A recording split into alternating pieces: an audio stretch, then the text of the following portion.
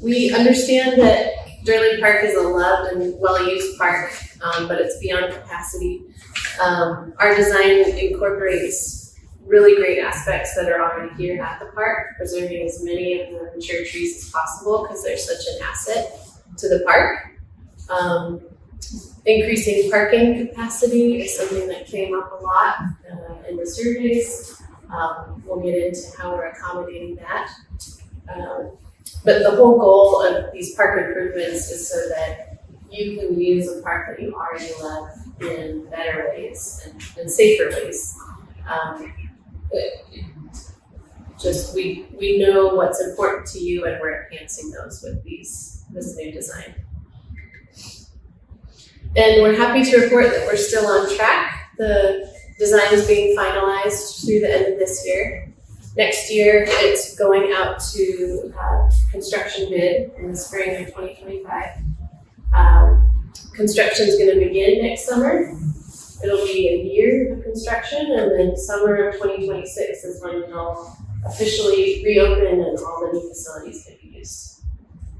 So I'll go over the grant scope in kind of on a higher level, and then after that, Cece's going to go into, we got pie charts together and show exactly how that's reflected from the public input. Come on in. Into the design, so she'll be doing more detail. So the improvements first include a new restroom building that's located right here.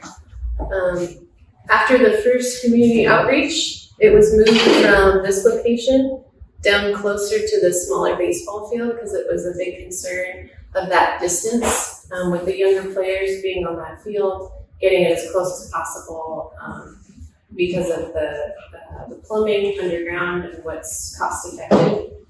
This ended up being a great spot. Even with, we were looking at overall park accessibility. That's nice and central.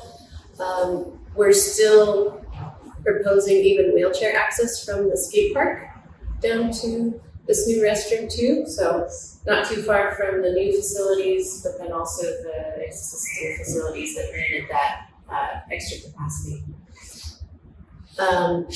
Other bigger improvements are the rotation of the two northernmost fields, Helen Lopez Field and this baseball field over here, which actually opened up some great opportunities for more open passive play out here in these corners, which we'll go into more detail later.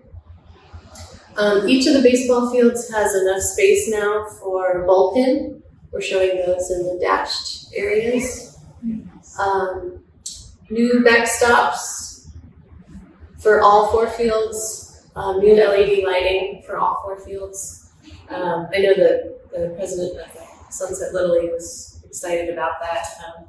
He was saying it was Helen Lopez's dream to be able to extend the use of the fields, and so the lighting is a great aspect of these improvements. New basketball court here. It's the same size as the larger existing one. This second existing one is slightly smaller, so we wanted to make room for one that matched this size. New picnic and barbecue area adjacent to the new basketball court. Of course, our new skate park and pump track. New parking lot, which accommodates 13 new spots, including an ADA parking spot. New connections with the walking and jogging trail. You guys know there's already a sidewalk along Hill. There's already a sidewalk along South G, but we're proposing extending those connections so it's a more comprehensive, complete circuit, both around the perimeter and within the park. And along those walkways will be new pathway lighting and exercise equipment.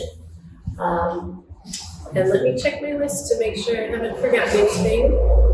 The skate park and pump track has ramp access to the new parking lot. We're making sure to be sensitive to the residents around the park. Here at the new parking lot, we've got nice and wide planting here that can be more natural buffering between the new facilities and the alleyway along that side of the park. Items that are,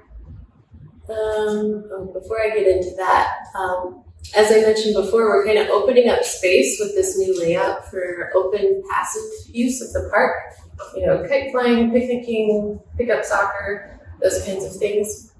And one of those aspects that's proposed is a California native species garden with DG walkways through it. Kind of a nice place for grandparents to go with their grandkids. Have a nice quiet Saturday here. 2 potential locations for that could be here or here. And then I wanted to mention the items that are not changing to 2 parking lots are remaining the same. All existing buildings on site will remain the same. The 2 existing basketball courts are not going to be touched outside of their new LED lighting. And the play equipment area, since that was improved not that long ago. So other than that, Cece's going to go through our survey results and talk a little more specific about the new design features. Thanks, Kristen. So the new store restroom will be located closer to the smallest baseball field because of the feedback of the importance of their proximity to each other. The restroom will have 2 or gender wheelchair accessible stalls along with storage room available for baseball field equipment. According to the survey, 44 people stated that they drive to the park, 35 walk, and 17 skate or bike here. In addition to 2 existing parking lots, the new design will introduce a new parking lot with certain new parking spots next to the basketball court and the skate park to alleviate street parking and enhance visitor experience. The public input tells us that most people visit park to play basketball and baseball. We plan to reorient Helen Lopez and the other northern baseball field and install new efficient lighting for both baseball and basketball field. Additionally, jogging and barbecuing were shown to be popular activities in the survey route among visitors. The new design would propose a continuous jogging trail along the park and a designated barbecue area.